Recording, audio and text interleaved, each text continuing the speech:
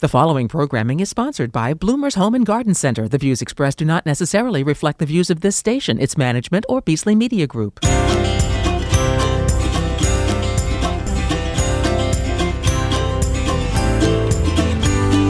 Welcome to Bloomers in the Garden. I'm Len Schroeder. And I'm Julio Zamora. Winter pansies put on a show during the fall and then come out for an encore in spring. It's time for these tough plants to be planted now. We'll tell you all about them in our first segment. Walking through the nursery, I found myself admiring how full of flowers the Abelia is right now. It almost never stops flowering. We'll tell you all about the benefits of growing Abelia in that landscape in our second segment. Fall bulbs are here, and Julio and I are going to take two segments to discuss planting, feeding, and how to care for them. Daffodils are up first in our third segment. In our fourth segment, we're talking tulips, colors, bloom time, how to plant, and what to do after they're done blooming. Hear all about it in our fourth segment. We received a call on the Bloomers in the Garden hotline. This listener has a wisteria that stopped blooming. We'll have tips for this beautiful vine to get it flowering again in our final segment. So stay tuned, and we're back in the garden right after these messages. Bloomers in the Garden is brought to you each week by Bloomers Home and Garden Center. Bloomers is an award-winning garden center just 20 minutes from Philadelphia. Bloomers has been providing expert advice turning brown thumbs green for over 30 years. At Bloomers, we want you to ask us every question, even if you think it's silly. We share information in a friendly, non-judgmental way that is meant to teach and spread the joy of gardening. Visit Bloomers Home and Garden Center in Washington Township, Gloucester County. For directions, go to bloomers.com, and we'll see you in the garden. Hi, this is Len Schroeder from Bloomers in the Garden. Do you have a landscape, garden, or plant question? If so, call or text us using the Bloomers in the Garden hotline. Dial 609-685-1880. That's 609-685-1880. Don't be shy. We want to hear from you. Call or text us and let us know what problems you're facing. Let us know how we're doing. Call or text 609-685-1880. If we use your comment on the air, we'll send you a free Bloomers t-shirt. Call or text us at 609-685-1880. That's 609-685-1880. And we'll see you in the garden. Do you remember seeing that tall, light green grass growing high in your yard last year in late June? That was nutsage grass. It's a weed. Nutsage is a third classification of grass. We have grasses, which comprise of plants like tall fescue, ryegrass, and bluegrass. Then the classic broadleaf weeds like dandelions, clover, and chickweed. And finally, there are sedges. These plants need a special material to be used to get rid of them in your yard. The traditional broadleaf weed control will not kill these pesky sedges. There is an answer. Fertilome's Weed Out Nutsage Control kills both yellow and purple nutsage, plus over 50 broadleaf weeds such as dandelions, clover, chickweed, and ground ivy. Fertilome's Weed Out Nutsage Control gets absorbed by the roots and leaves, and within days the sedges are gone. You may even reseed after 4 weeks of spraying the nutsedge. So when you start seeing those light green grass blades growing in your yard, use Fertilome's Weed Out Nutsage Control to kill any nutsage threatening to invade your nice dark green grass. Church's Garden Center and Farms, Seashore Road, Cape May, New Jersey. Collegeville, Do It Best. Ridge Pike, Collegeville, Pennsylvania. County Line Nursery, Harleysville Pike, Harleysville, Pennsylvania. You're listening to Bloomers in the Garden Radio. Listen anytime through your favorite podcast provider or hear us on the radio each weekend. Every Saturday morning, Bloomers in the Garden Radio is heard in Philadelphia and throughout the whole Delaware Valley, first at 8 a.m. on Talk 860 WWDB, and again at 9 a.m. on AM 800 WTMR. On Sunday at 8 a.m., we can be heard through the New York tri-state area on Classic Oldies, 1250 a.m. WMTR. Thanks for listening, and we'll see you in the garden. Welcome, everybody, to Bloomers in the Garden. Hey, Len, with a name like Pansy, you've got to be tough. That's right. Winter pansies and violas get planted now and flourish and flower, then rebloom again in early spring. Isn't that wonderful? It's amazing. See, that's why they're tough. Getting through the winter. Yeah. Nothing to keep them warm, but the cold ground. Oh, yes. All right. So, Julio, what is the difference between a viola and a pansy? The size of the flower. Really? Yes. Okay, well, that was easy. It was. They also are a little more upright, where Yeah. they get covered in more flowers. Mm-hmm. So they're smaller, but they, it's almost like roses. Like some roses you have like a hybrid tea roses. So the that's where you pay attention to just the flower, where a floribunda or a shrub rose, you pay attention to the entire plant. Yeah. And Totally different. violas are one of those that you just pay attention to the entire plant and all the little flowers on them, where pansy you zone in and zero in right on the actual individual flowers. Yeah, they're amazing. That helpful? Yeah, it does. That's right. But the color ranges for violas have really increased to where they're. My. It used to be. They're also known as Johnny Jump Ups. Johnny Jump That's Ups. an old name. Oh, yeah? Why? That's an old name. They jump up or what? Well, because they are upright. Oh, yeah. They look like they're jumping out of the soil. Yeah, it does look like it. Where it used to be, you only could get them field dug and. Oh, yeah? Well, you know me. I always go down memory lane. I know you always do. Back in the day, when I was a kid. Yeah, when you're a little guy. Anyway, but pansies are twice the size, like 2 inches to 3 inches across. You want a grower's secret? Yeah, go ahead. The smaller the flower on a pansy sometimes means that they are using a growth retardant to get them to flower sooner. Oh, boy. How about that? Huh. Yeah, growers are going to send you hate mail. Oh, they are? Anyway, but it's true because we want to plant Right. in August and September. Right. And really, they can be planted now and be enjoyed all the way through into December. And pansies are incredible. I was telling you about how I planted some pansies. You did, yes. And I put bulbs underneath them first. And so it's actually, I used a pink flowering tulip, early flowering, so that when it gets a cover over top of them, and often the second season, what I mean by that, the fall is really nice, but they spread out and they'll fill out in the spring and be super full. And now there's going to be pink tulips that are going to grow through them while they're in flower. Wow. And they were blue pansies that I put underneath them. So they're going to look awesome. Yeah, that's a great, it's that like layering, isn't it? It's exactly what it is. It's amazing we can do that. Yep. And you can plant in almost full shade. I wouldn't go complete shade. But the thought is that it's maybe shade right now because the leaves are starting to turn. There's leaves in the trees, but in springtime, those leaves are gone. And now those pansies are in full bloom, in full sun, and that they'll stay good. Isn't that nice? Now, okay, but pansies aren't a true perennial, correct? That's correct. And it's the heat that does them in. Yeah, they don't like the heat at all. So if you've planted pansies in the spring expecting them to look great in August, sorry. Nope. Yeah, they're going to look nice until it gets real warm. Soil temperatures get a little too hot, and they just kind of wilt away. Sometimes if you put them in shade, they may do okay, but they always seem like they're under stress. Yeah. So now is the real time to plant. Yeah, this is great. Benefits of 2 flowering seasons. Again, when there's not a lot of things in flower. Yeah, that's the beauty of it. It is. And again, try that, layering effect. Yeah, that's going to work really nice. All right, I do this every time we talk about pansies, right? Ready? Oh, yeah, go ahead. All right, those of you looking on YouTube, you can enjoy this. So, flower in mouth. Yep, look at that. Okay, you need to talk. Well, Len is very hungry right now. Pansies are edible. Yeah, that's right. Edible flowers.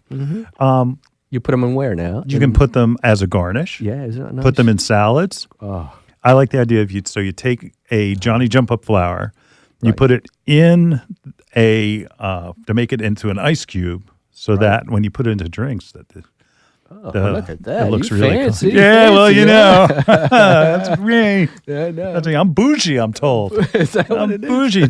Daniel's daughter Lexi says, you're bougie. I didn't know what that means at first, but I found out that it's not necessarily a bad thing. Oh, that's good. I thought she was swearing at me at first. Oh, okay. Anyway, when you're planting your pansies, you want to use bumper crop, right? Yes, of course. Why do they want to use bumper crop?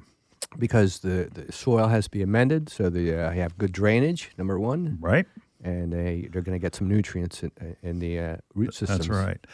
Pansies do not want to be in a soggy, wet area. You want to have good drainage, so make sure you don't skimp when you go to plant them. No, don't. It's so important because a lot of people think that, oh, it's fall, we can put them in anywhere. And all of a sudden, that didn't work. And it doesn't work because they didn't get the drainage that they need. Yeah. So remember, you're going to make sure that you give them lots and lots of drainage. Mm-hmm. Should I mulch them to protect them in the winter? Would that help? I would think so, yes. It's another layer. It doesn't hurt. Yeah. But you know what they can use? They can just leave a little bit of the bumper crop and just put that on the surface of the soil. Yeah. And they get a chance to improve their soil. And to be honest with you, I don't want to say this because I'm a retailer and I want to sell you a bumper crop. But that bumper crop that's there will be the soil amendment for the annuals that you put in to replace them in the spring. So you won't have to do it again. You just turn it over and you create that planting bed. Yeah, so that's a great benefit, isn't it? Yeah, people ask, how long are they going to flower? They're going to flower as long as the winter winds don't burn their flowers off. And that's what really stops them. Main culprit, yeah. If we get that 20 to 30 degree weather and all of it's real windy and they're not in a protected spot, they're going to basically stop flowering because the plant will still be there and you'll see the leaves, but the flowers will just basically burn off. They don't like to be in that winter wind like a lot of our plants. Yeah, really. Yeah, and that they'll end up going semi-dormant over the winter. You'll see the foliage may turn a little purpley and that they're just kind of resting. They're saying, all right, our energy's in our roots, and that when the soil temperatures get a little warmer, usually in March, we're going to start to flower again. They're going to just come back to life. And I know that I put some in window boxes and on a deck on a second floor. Second floor. And they look great until that winter comes. And then you think it's like, I should have never done that. You feel like you're euthanizing your poor pansies. They've got it bad enough with that name. Yeah. Boy Named Sue, right? Do you know the song Boy Named Sue? Boy Named Sue, yeah. All right. Anyway, so with a plant like a pansy, they do come back. And when it comes back in the spring, it just is like a breath of fresh air. So again, but it's all about the soil temperatures. And they do better in spring. So in the spring, as great as they look right now, they're going to look even better. Can you imagine? I can. Yeah. Lived it. You old man, you. That's right. So remember the tip about planting bulbs underneath. You have to plant the bulbs first. Okay, more about that in our segments coming up. But you have to plant the bulbs first, and then you plant the pansies right on top. Wow. So you like it? We like it. Pansies and violas. Great choices for right now. I know everybody's mum crazy, but mum crazy, everybody. The king of mums. Yeah, it's like their commodity. Yes. It's like lukewarm water. Yeah. There you go. How nice. How nice that is. All right. Send your hate mail to Julio Zamora, care of Bloomers in the Garden. All those people out there, go right ahead. I don't know. I'm sick of mums. You sick of mums? Oh, yeah. Pansies are a great alternative. All right. We're going to be right back in the garden right after this. Hi, this is Len Schroeder from Bloomers in the Garden. Do you have a landscape, garden, or plant question? If so, call or text us using the Bloomers in the Garden hotline. Dial 609-685-1880. That's 609-685-1880. Don't be shy. We want to hear from you. Call or text us and let us know what problems you're facing. Let us know how we're doing. Call or text 609-685-1880. If we use your comment on the air, we'll send you a free Bloomers t-shirt. Call or text us at 609-685-1880. That's 609-685-1880. And we'll see you in the garden. You know, some of our most frequent questions revolve around organic container gardening for houseplants, annuals, and of course, vegetables. Coast of Maine's Bar Harbor Blend organic potting soil is a lightweight soil mixture made with salmon, blueberry, lobster, and other compost, as well as calcium and chitin-rich lobster shells, sphagnum peat, perlite, and kelp meal. It is a great soil. And Coast of Maine's Bar Harbor organic potting soil is rich in organic material, creating lush, disease-resistant plants that require less watering, less feeding. Its rich, dark brown color provides the perfect balance between water retention and drainage needed for healthy plants. Coast of Maine's Bar Harbor Blend organic potting soil is available at these local retailers. Tony's Farm and Garden, Windsor, New Jersey. Espen Shades Garden Centers and Greenhouse, Lidditz, Pennsylvania. Pickering Valley Feed and Farm, Exton, Pennsylvania. Your next houseplant is waiting for you in Bloomer's Home and Garden Center's greenhouse. Bloomers recognizes that houseplant choices are as important to your interior decorating as the fabric on your couch. The right plant, paired with the perfect container, can bring a dynamic change to your home. A houseplant brings life to your world and connects your home's interior to the greater outdoors. Even a small succulent placed on your coffee table has a way of connecting your living room to the Amazon rainforest. How about an air plant in your kitchen? Looking for an indoor flowering plant to add color to your plant palette? Bloomers has a large revolving assortment of flowering beauties. From aglaonemas to ZZ plants, Bloomers Greenhouse is stocked with your next favorite indoor plant. Bloomers carries a large selection of pottery and containers to match your home's decor and make any of your plants more beautiful. Bloomers experts can help you care for your plants and have the fertilizer, insecticides, leaf shine, and specialty soils you need to grow healthy and happy indoor plants. Visit Bloomers Home and Garden Center's greenhouse and make every room in your home a living room. Visit bloomers.com for more information. That's bloomers.com, and we'll see you in the garden. You're listening to Bloomers in the Garden Radio. Listen anytime through your favorite podcast provider or hear us on the radio each weekend. Every Saturday morning, Bloomers in the Garden Radio is heard in Philadelphia and throughout the whole Delaware Valley, first at 8 a.m. on Talk 860 WWDB, and again at 9 a.m. on AM 800 WTMR. On Sunday at 8 a.m., we can be heard through the New York tri-state area on Classic Oldies, 1250 a.m. WMTR. Thanks for listening, and we'll see you in the garden. Welcome back to Bloomers in the Garden. I'm Len. He's Julio. And hey, Abelia. Julio, you and I were talking the other day about how fantastic they look right now. We had a block of like 20 plants. Yes, so we do. They're covered in flowers.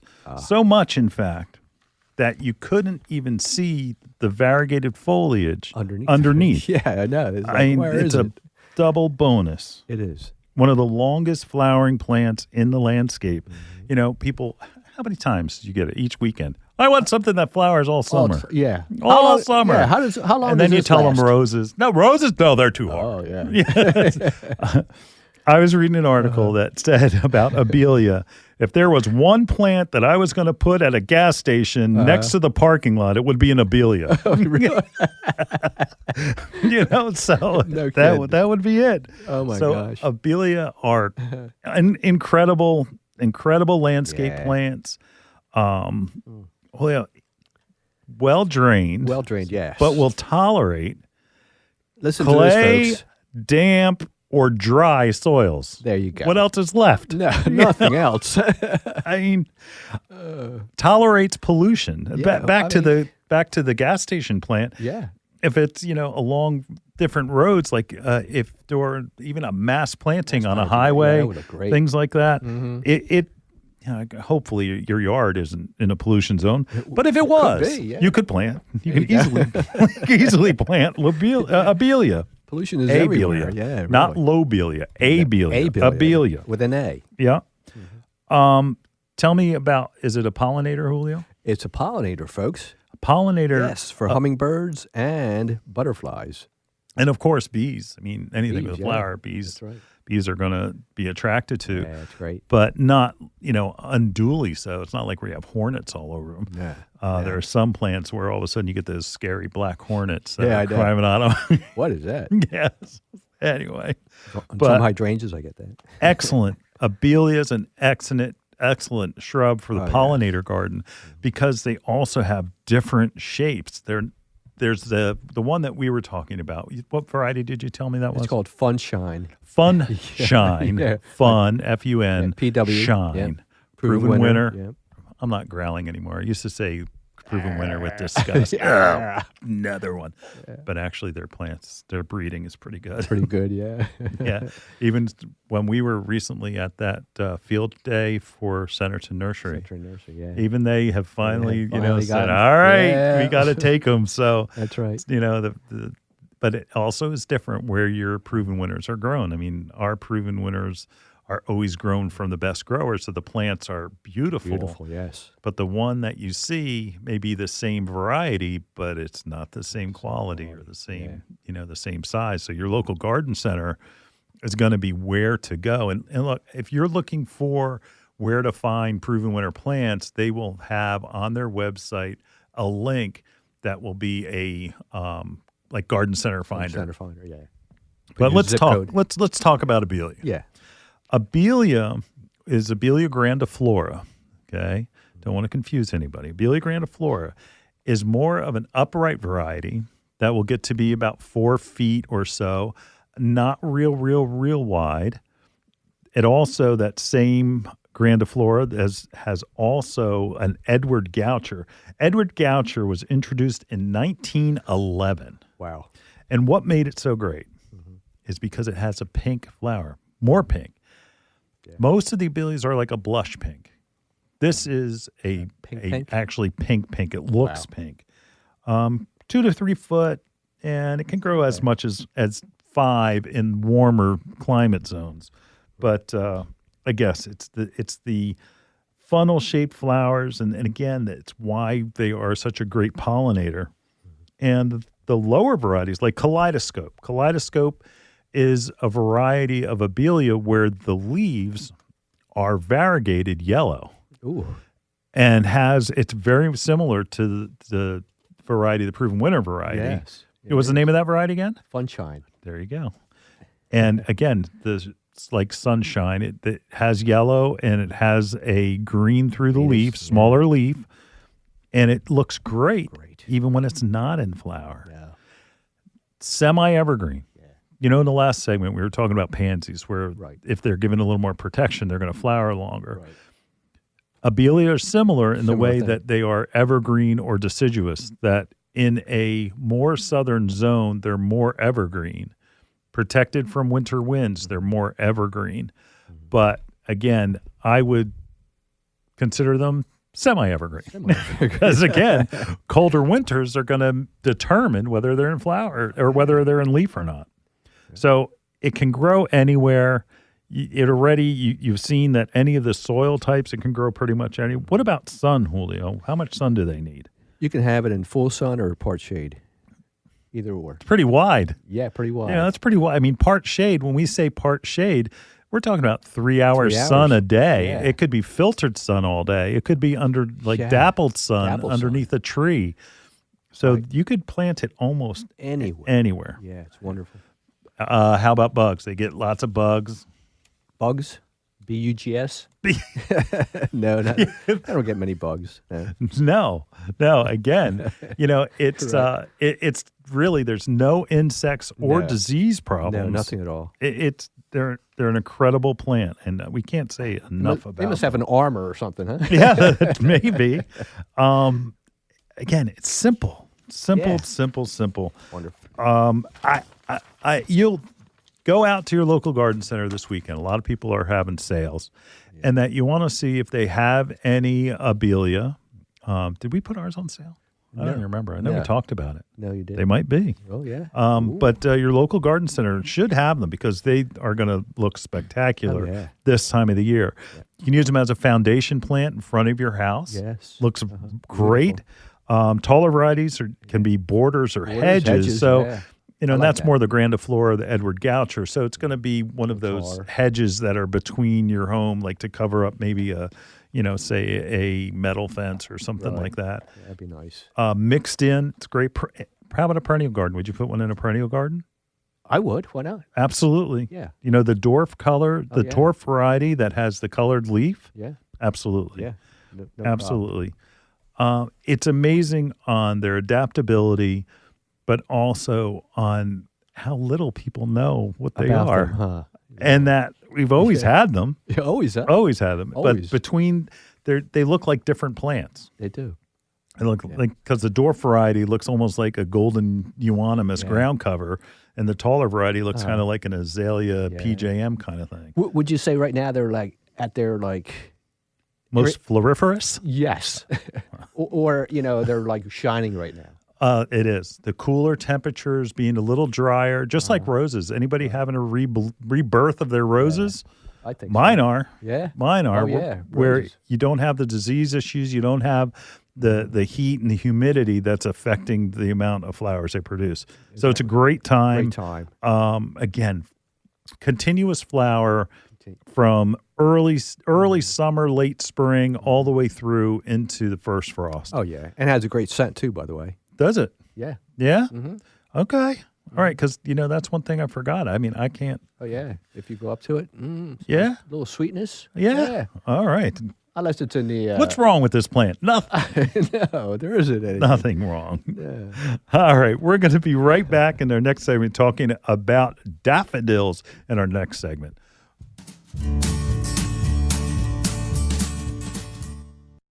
Hi, this is Len Schroeder from Bloomers in the Garden. Do you have a landscape, garden, or plant question? If so, call or text us using the Bloomers in the Garden hotline. Dial 609-685-1880. That's 609-685-1880. Don't be shy. We want to hear from you. Call or text us and let us know what problems you're facing. Let us know how we're doing. Call or text 609-685-1880. If we use your comment on the air, we'll send you a free Bloomers t-shirt. Call or text us at 609-685-1880. That's 609-685-1880. And we'll see you in the garden. Fertilome's broad-spectrum insecticide contains bifithrin, which is a highly recommended product to control the spotted lanternfly. Available as both a ready-to-use and a concentrate, they are a water-based, low-odor, non-staining insecticide formulation. Fertilome's broad-spectrum insecticide may be used indoors or outdoors. It provides up to 4 months residual control indoors and up to 6 weeks residual control outdoors. Fertilome's broad-spectrum insecticide kills a wide variety of insects, including fleas, ticks, mosquitoes, roaches, ants, spiders, earwigs, crickets, and grasshoppers. Fertilome's broad-spectrum insecticide may be used around the perimeter of the home, on lawns, trees, shrubs, flowers, and even vegetables. So, the next time you visit your favorite garden center, ask for Fertilome's broad-spectrum insecticide and expect to have the best-looking plants and landscape in the neighborhood. Neighbors Garden Center, Main Street, Hellertown, PA. Rhodes Garden, Delcab Pike, North Wales, Pennsylvania. Rourke Farm Supply, Elmer, New Jersey. You're listening to Bloomers in the Garden Radio. Listen anytime through your favorite podcast provider or hear us on the radio each weekend. Every Saturday morning, Bloomers in the Garden Radio is heard in Philadelphia and throughout the whole Delaware Valley, first at 8 a.m. on Talk 860 WWDB and again at 9 a.m. on AM 800 WTMR. On Sunday at 8 a.m., we can be heard through the New York tri-state area on Classic Oldies, 1250 a.m. WMTR. Thanks for listening, and we'll see you in the garden. Welcome back to Bloomers in the Garden. Well, folks, it's time to be thinking about planting fall bulbs right now, okay, which are actually spring flowering. Don't get confused. We'll help you get through, starting with daffodils, huh, Len? That's right. Yeah. All right, you need to learn something. It's Yes. a $10 word $10 word. called vernalization. Vernalization. Vernalization. Yeah, that is a $10 word. Hey, last week we were talking about amaryllis, right? Yes, we were. And about putting them in your refrigerator. That's right. That's a vernalization right there. Yeah. Vernalization is the introduction of a plant's flowering process that you have to expose it to a prolonged period of cold, and that after that vernalization period, you're going to sound so smart. Yeah. What happens is that cues the plant to saying, "Up, time for me to flower." Yep, that's it. Time for me to flower. So if you've ever wondered is how do bulbs know when to flower and when not to flower, it's all about that cold. And that a lot of plants require that. There are trees, that flowering trees require that. Right. But mostly in the bulb world. That's where you see it. That's where you'll see it. Mm-hmm. So Daffodils. Talk about daffodils. I have a bag of daffodils right here. A big bag. Also narcissus, that would include that. Yeah. Paper whites are probably the most popular narcissus, I guess. So daffodils. Dutch Master are the typical yellow daffodils that you see. Mm-hmm. Go to your local garden center and buy your bulbs. Okay? Mm-hmm. That's it. There's a reason why. Because Home Depot and Lowe's puts them right under where that door opens up and the heater's on all the time and it dries them out. And then you get them and you say, I can't grow bulbs. So go to your local garden center because, Julio, you said it this morning. You said, look at the size of those tulip bulbs. Oh, yes, they're huge. There's different sizes to bulbs. That there's something called top size. Top size is like getting the big steak. You know, it's the best you can get. Yes. Like shrimp. You know how shrimp it says like how many you get and so many. Right. You get the big ones. Big ones, right? And that's the same thing with tulips and daffodils. You go for the top size bulbs because all of that energy and flower power is in those big bulbs. Yeah. A lot of the little bulbs are called bulblets. And they really don't produce anything. You might get some leaves, maybe get lucky with a flower or two, but you're not going to be happy. Yeah. So make sure you're going for top size bulbs. Your local garden center is going to have them.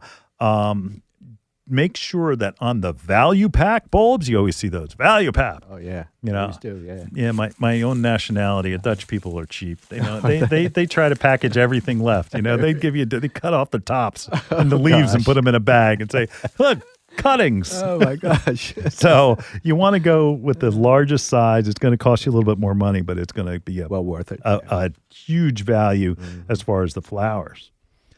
How tall? Now, this is going to confuse Julio. Oh, my gosh. Ready? You ready? All right. We should get a bell for, like, game show. Ding, ding, ding. Julio. How tall do daffodils get? Depends on what variety they are. Oh, son of a gun. He got it right on the first go. You won $100. Ding, ding, ding. Yeah. Not really. There's dwarf daffodils. That's right. Tete-a-tetes. Right. Ooh, whip that out. What, did that hurt? Yeah, it's French. Yeah. So, and which is a dwarf daffodil, and they have a little bit smaller flowers, but very cute, very pretty, very dainty. Someplace where you would put them would be where you'd look at them closer up, like along a walkway, or someplace where you're near it. Daffodils that you look from a distance are going to be the standard daffodils, like again, the variety that I have all over me here, because the bag is letting the like 100 of them. The coating that's around that, and one thing that coating that's around they make them look like a potato. Yeah, it's like you want to make sure that that's still intact. Right. If you see a bag of bulbs and it doesn't have that papery coating, you want to just leave them there.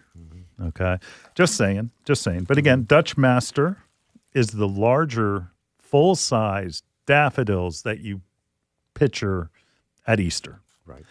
And those are great when you see them from a distance because it looks like a mass planting. You certainly can do them up close, but it's going to give you a better texture. And what do we say about landscape? Landscaping correctly is color, texture, and form. And that both these win on all accounts when you're planting them, say, on a berm in a landscape bed or in a pocket that's in the backyard or someplace that's a little bit different from where you are. Daffodils aren't always yellow. No. That there are different varieties that are completely white. Okay, that's Mount Hood. That variety? And Mount Hood is actually a mountain in Washington State. Huh. And where all white, pure white. Pure white. Wow. But then there's a white that has a yellow in the center. Right. Then there's the cup is yellow, and then you have another one. The cup is orange, and then you have another one where there's all kinds of different colors. Some are ruffled, and some aren't. more ruffled than others. So look before you go and leap and just grab the big bag, because the big bag's cheap. Like again, we have 40 daffodils here, and at Bloomers we sell them for $16.99. So it's not that inexpensive. You know, it's not that they cost a lot, but you have to always check whenever you see a deal. Make sure they're the bigger bulbs, because going with the smaller bulbs, you might have a better value in flower power if you got the bigger bulb in the bag that was like only maybe 3 or 4 in a bag, or even if they were loose. Sometimes bulbs are sold loose. Just make sure you're just getting the biggest bulb possible. That's it. Yeah. Drop the mic. But again, daffodils are also beneficial because they repel Deer. Deer resistant. Yes, rodents. We Those like of that. you up in North Jersey, you know what I'm talking about. Okay. Somehow, North Jersey has got not only deer in urban centers, but now it's getting bears. Oh, yeah. We heard I don't that. get it. Jimmy D said that to us. That's didn't he? right. Jimmy D Yeah. is watching a bear cross the road, but he's way up Unbelievable. there near Lake Apacong. But again, but being deer resistant, you can grow them without fear of your deer wiping them out before they ever flower. Yeah. So plant daffodils. Plant daffodils. I'm just going to give you a heads up. They have what's in them, and that it's like a little oil, and sometimes you can get. Some people have get a rash from it. Oh, yeah. Put on your gloves. Plant. No You know, big deal. plant. Go ahead and plant with your gloves on. Yeah, you should. Soil. It's perfect for a shrub bed where they like it a little bit acidic, just like your azaleas would, like rhododendrons, like dogwoods. Perfect. They want drainage though. You can't put them where it's wet. Ooh, No. they'll rot. And again, waterlogged soil. They're just gonna, you're just gonna basically turn them into compost. So make sure that you're just paying attention to that. Julio, anything else you want to add? Yeah, when you're planting, you want to make sure you put a little bit of organic matter, like the bulb tone, in there. So fertilizer, bulb Fertilizer, tone, bulb tone, yeah. and organic matter would be bumper crop. Bumper crop, yeah. Yep. So plant them. Yep. And you're going to, and a rule of thumb, where we're going to bring this up with tulips is you're going to go twice the depth of the Right. bulb. So you're going to dig down, put, I guess, 3 times the depth of the bulb. You're going to make a third of it in bumper crop. You're going to do the next third is going to take up space where it's the bulb. And then the last third is going to be what you put over top of that bulb. And then sprinkle a little bit of Espoma bulb tone on top. They will love that. Oh, yeah. They'll love that. Do that in the spring, too. That's right. So you hit it twice. Yes. You hit it twice. Because next year you're going to forget where they're planted. Anyway. All right. Julio, anything to add? No, I think it's going to be great having a naturalized area or in your beds. And just Nothing says spring. Nothing says spring. Nothing like says that. spring, yeah. I mean, you're getting it early. You got color. You want flowers. There you go. Yep. Beautiful. All right. We'll be back in the garden with tulips Oh, in our next segment. Hi, this is Len Schroeder from Bloomers in the Garden. Do you have a landscape, garden, or plant question? If so, call or text us using the Bloomers in the Garden hotline. Dial 609-685-1880. That's 609-685-1880. Don't be shy. We want to hear from you. Call or text us and let us know what problems you're facing. Let us know how we're doing. Call or text 609-685-1880. If we use your comment on the air, we'll send you a free Bloomers t-shirt. Call or text us at 609-685-1880. That's 609-685-1880. And we'll see you in the garden. The Bird Sanctuary at Bloomers Home and Garden Center is dedicated to the care and feeding of wild birds. We carry a flock of feeders like the Brome Squirrel-Proof Feeder, which has a lifetime guarantee. Brome makes fantastic feeders for frustrating squirrels and feeding songbirds. Bloomers Bird Sanctuary has a vast selection of wild bird seed, suet, seed cakes, and mealworms. We carry Lyric, Coles, C&S, Pine Tree Farms, and our own line called Bloomers Blend. Bloomers Blend Songbird Magnet contains premium black oil sunflower, peanut splits, millet, safflower, and tree nuts. It's sure to attract the most colorful songbirds to your yard. Bloomers Home and Garden Center is located in Washington Township in Gloucester County, New Jersey. Visit us online at www.bloomers.com. When you come in, ask for Shirley Spurbeck, Bloomers Wild Bird Specialist. Mention you heard it on Bloomers in the Garden Radio, and we'll give you $10 off a 20-pound bag of Bloomers Blend Songbird Magnet Mix. dreaming of a gorgeous garden? Give your azaleas, rhododendron, blueberries, and evergreens a powerful boost with the #1 acid-loving plant food, Espoma Organic Hollytone. Hollytone is a perfect blend of natural, long-lasting ingredients that nourish plants for stronger roots, faster growth, and bountiful blooms. Plus, it's easy to use and safe for people, pets, and planet. Visit espoma.com for a retailer near you and helpful gardening tips. Espoma, a natural in the garden since 1929. You're listening to Bloomers in the Garden Radio. Listen anytime through your favorite podcast provider or hear us on the radio each weekend. Every Saturday morning, Bloomers in the Garden Radio is heard in Philadelphia and throughout the whole Delaware Valley, first at 8 a.m. on Talk 860 WWDB and again at 9 a.m. on AM 800 WTMR.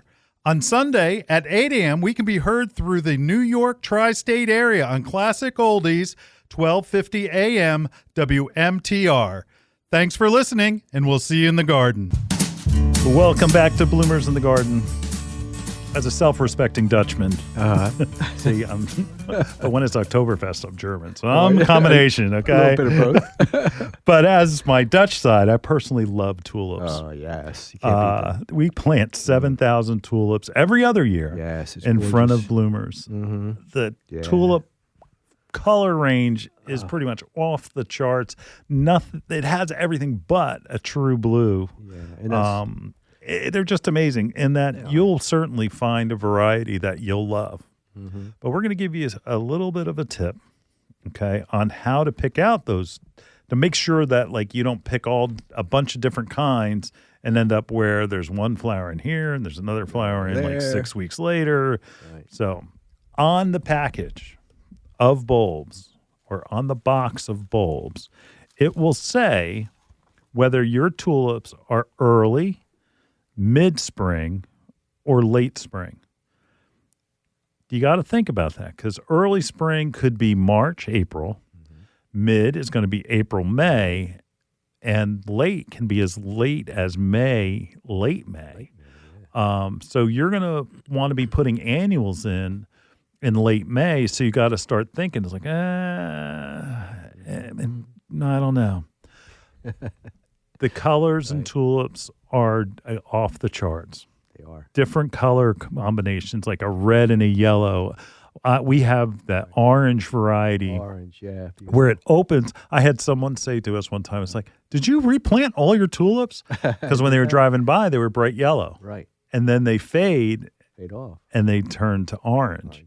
Yeah. And that happens to a lot of our shrubs. lot And of things like like how that. about hydrangeas are like that? Oh, the same way. The paniculata varieties yeah. always go from like a white and then go to like a pink. Yeah. So again, tulips, look for your colors, narrow down, zone in on your colors, then zone in to see if it's early, mid, or late. Because there's something that's most important. We want you to have success with your bulbs, not only this year, but next year. And, and folks, you're only going to get 2 years out of tulips. Some people say, oh, I can keep them growing. It's like, no, you can't. If you think you really can keep your tulips going year after year after year after year, you must be digging them up, splitting them, dividing them, and doing it every other year. Yeah, they don't last. Because you get 2 flowering cycles, the first year and then the second year. But there's things that you need to do, and we're going to explain in a second. After that, they end up splitting and dividing, and where you end up with, we mentioned it before, bulblets, which are the small bulbs. That's how you get more tulip bulbs. And what happens is those end up coming up and they're just leaves. And then there's no flowers. And then you call the show and you say, my tulips never bloom. Oh, no. So again, they're plants. Not puppies. So after that second year, when you go to plant your new crop, and then also you get to change your colors, but then you'll be able to dig them up, throw them to the trash man, or put them in the I wouldn't put them. I don't know, compost pile maybe. Yeah, they get funky. But again, you want to make sure that you realize you're going to get 2 years out of them. That's not bad. But to get them to be as pretty the second year as they were the first, you've got to do something. Mm-hmm. When tulips flower and the petals are wide open and it's starting to heat up and all of a sudden those petals fall off and the tulip's done flowering. Boom. It's not going to wilt, but it will leave this little, what would you call that, on the top of a tulip? Somebody's going to call and be snobby about that. Yeah, it's a thing. It's a thing. It's called a thing. A thing, right? What happens, it's the inside of the tulip and the petals fall off and that remains. You want to take that and just snap it off. Take it off. Okay? Put those in the trash, compost pile, that's fine.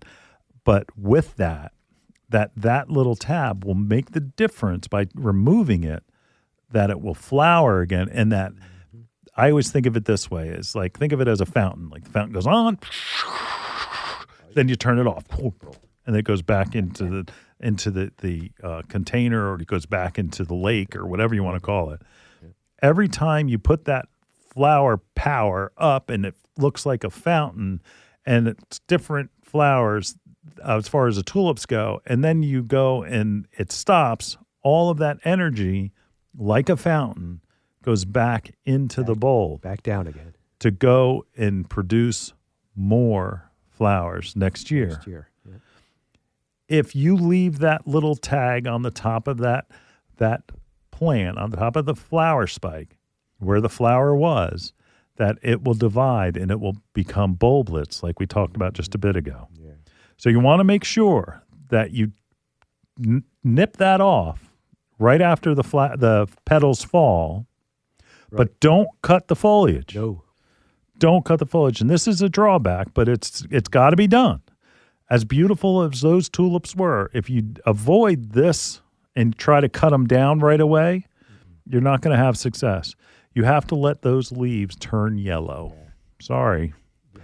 But ugly, but they got to go and get that energy back into the bulb. Mm-hmm. And you've got to let the foliage turn yellow.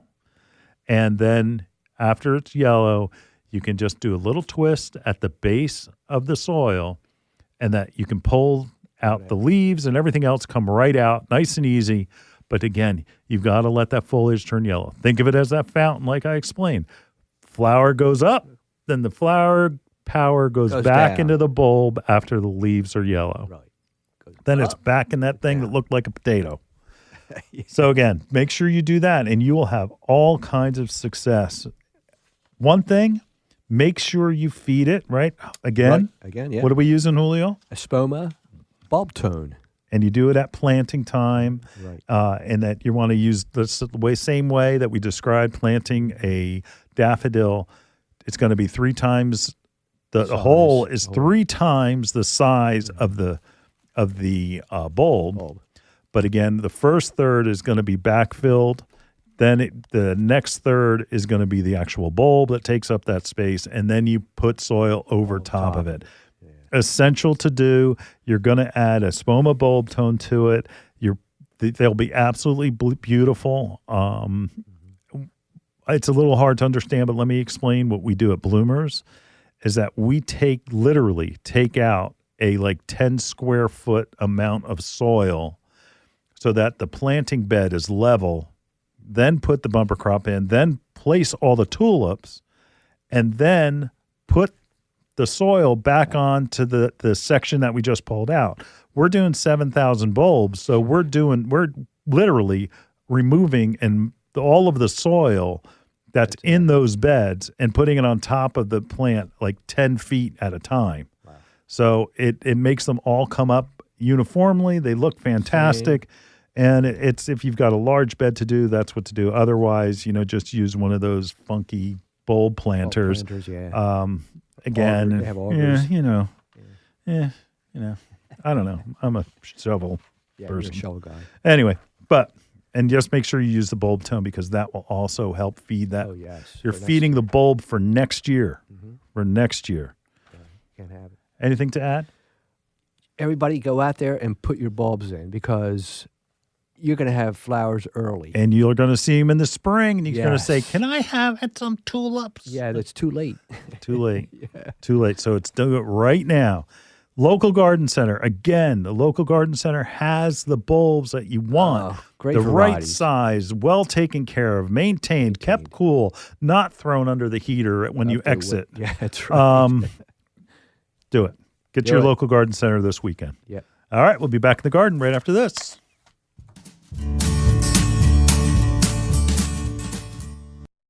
Hi, this is Len Schroeder from Bloomers in the Garden. Do you have a landscape, garden, or plant question? If so, call or text us using the Bloomers in the Garden hotline. Dial 609-685-1880. That's 609-685-1880. Don't be shy. We want to hear from you. Call or text us and let us know what problems you're facing. Let us know how we're doing.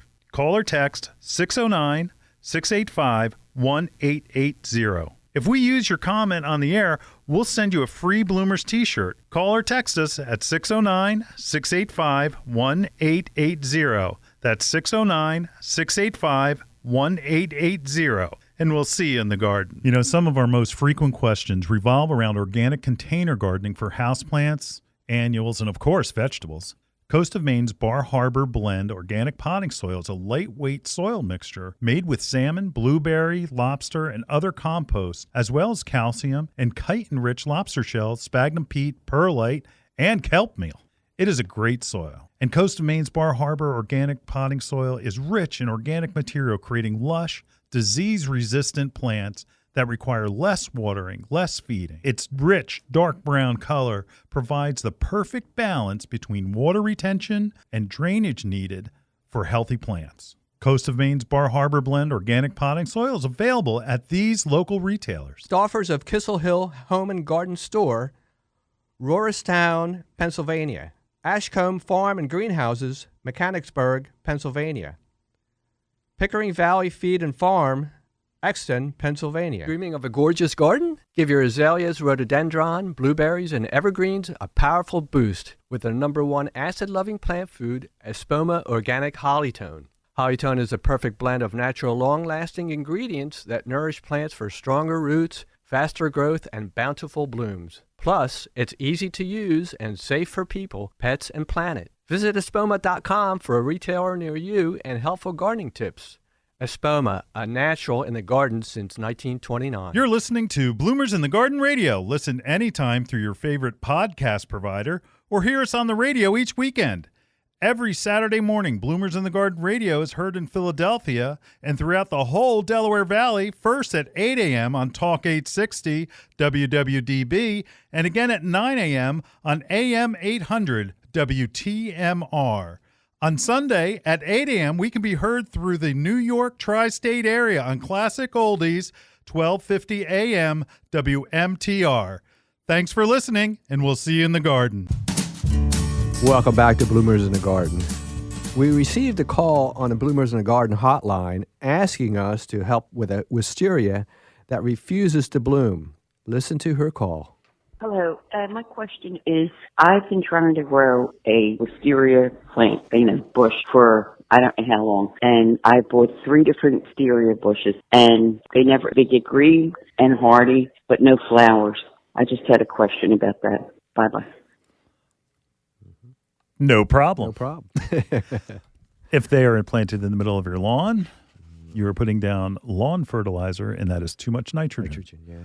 They do not like nitrogen. No, they don't. Wisteria are in the pea family, PEA. PEA. And that will take the soil and creates its own nitrogen in the soil. Legume, okay? Yeah, like, for instance, how we talk as a cover crop. Right. Using peas that will add nitrogen to the soil. Yeah. So you do not need to add nitrogen to the wisteria. So that's first thing. Right, yeah. Second thing, if it is in an area, try to avoid it. Second, need to add Espoma triple superphosphate. And that it's 3 numbers on the back. NPK, nitrogen, phosphorus, potassium. What your wisteria is craving is the phosphorus. And that's a low number in most bags where you need it to be the higher number. All right. It's I guess there's a couple other things that you can do depending on how long they've been there. What root pruning, Julio? Could you explain what root pruning is? Yeah, it's not easy to do, but we'll. But it's essential. It's essential, yeah. I mean, I think it's really going to help her out. And root pruning, what it is, you're going to take your spade and you're going to go at least 3 feet around your plant and dig down, and you're going to be cutting those roots with your spade. Right. So that's going to make that happen to where it's going to have, the plant release, the nitrogen in there, and it's going to absorb the elements, but it's also going to produce a younger plant. Mm-hmm. And it's not, like Julio said, it's not easy. 3 foot out from your wisteria, as long if it's an old one, let's just put it that way. That you're going to go a foot down, and you're going to rock that spade back and forth. It's almost as if you're going to be digging it up out of the ground and putting it in burlap. You're going to do basically the same function along the sides of it. And that the best thing that I would do is do that, root prune it, then go and take the triple superphosphate, and you're going to put that around that spot where you put that spade, and it should flower. It should, yeah. Now, if you still have a problem, get out your pruners and just prune the snot out of it. You're just going to prune it back hard, and then you're going to force it and to say, hey, flower, get out. Because it's going to be one of those things where wisteria do this all the time, and most of the time it's from too much nitrogen. And that, again, it's just if you're having that much of an issue with it, cutting it back hard, but you're not going to see the results. Don't cut it back hard and think you're going to see it in the spring. Right away, yeah. It's going to take them almost a year and a half to be able to see those results. So not the first blooming cycle, because they all bloom in spring, but it's the second year. Second year. Yeah. So after you cut it back, it's not going to be like, if I cut it back in, say, March, I'm going to see flowers in May. No, you aren't. No. That you're going to have to wait the entire next season. Yeah. If you cut it in the fall, you're going to have to wait not for spring, because they flower on their old wood. Yeah, that's it. And you cut it all out. Right. And again, you've got to wait till the new wood that grows becomes old wood before their flower. So that's going to take a year or longer. So just take some patience. Yeah. That's all. If you love wisteria, that's what it'll take. That's what it'll take. All right. If you've got any other questions, please call the hotline, 609-685-1880. We'll answer your questions. We'll be right back in the garden right after this. Hi, this is Len Schroeder from Bloomers in the Garden. Do you have a landscape, garden, or plant question? If so, call or text us using the Bloomers in the Garden hotline. Dial 609-685-1880. That's 609-685-1880. Don't be shy. We want to hear from you. Call or text us and let us know what problems you're facing. Let us know how we're doing. Call or text 609-685-1880. If we use your comment on the air, we'll send you a free Bloomers t-shirt. Call or text us at 609-685-1880. That's 609-685-1880. And we'll see you in the garden. Bloomers in the Garden is brought to you each week by Bloomers Home and Garden Center. Bloomers is an award-winning garden center just 20 minutes from Philadelphia. Bloomers has been providing expert advice turning brown thumbs green for over 30 years. At Bloomers, we want you to ask us every question, even if you think it's silly. We share information in a friendly, non-judgmental way that is meant to teach and spread the joy of gardening. Visit Bloomers Home and Garden Center in Washington Township, Gloucester County. For directions, go to bloomers.com, and we'll see you in the garden. You're listening to Bloomers in the Garden Radio. Listen anytime through your favorite podcast provider, or hear us on the radio each weekend. Every Saturday morning, Bloomers in the Garden Radio is heard in Philadelphia and throughout the whole Delaware Valley, first at 8 a.m. on Talk 860 WWDB, and again at 9 a.m. on AM 800 WTMR. On Sunday at 8 a.m., we can be heard through the New York tri-state area on Classic Oldies, 1250 a.m. WMTR. Thanks for listening, and we'll see you in the garden. See me and Julio down by the schoolyard. Me and Julio down by the schoolyard. Lots to learn today. Oh, a lot to Bulbs. learn. Vernalization. Fertilization. Big word. Hey, I want to welcome Aaron Thompson to the Bloomers family. Welcome, Aaron. Welcome, Aaron. Aaron is handling all of our social media, and those of you looking on YouTube, it's all him. Yes, it's it all is. him. His family moved from North Jersey. So I'm Correct. North Jersey guy. Yeah. Aaron, welcome. Welcome, Aaron. Thank you very much. Hey. Glad to be a part of the family. Thank you right. very much, guys. Glad Hey, to have you. Aaron's looking for a Baptist church. Any of the WMTR people out there, if you got any suggestions, call the hotline. There you go. Amen. Absolutely. That's Absolutely. All right. Hey, don't forget to call or text the hotline with any of your gardening questions, 609-685-1880. Leave your question, and we'll call you back with the answer. We will. Hey, when you are out in your garden centers, let them know that we listen to, or you listen to, we listen to, Bloomers in the Garden. That's right. Listen, we'll see you right here at the same time next week, right here in the garden. See you in the garden.